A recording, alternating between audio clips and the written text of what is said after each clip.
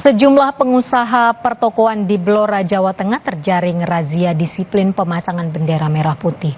Warga mengaku lupa padahal sudah mendapat sosialisasi. Petugas gabungan menggelar razia kedisiplinan pemasangan bendera merah putih menyambut Hari Kemerdekaan Republik Indonesia. Yang belum memasang langsung ditegur dan diminta memasang bendera. Kepada petugas, pemilik toko mengaku lupa. Padahal, menurut lurah, sejak awal sudah memberikan sosialisasi lewat ketua RT untuk memasang bendera merah putih 1 bulan.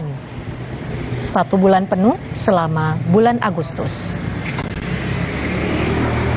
Sidak ke beberapa pertokoan dan pusat hiburan maupun hotel dan rumah-rumah.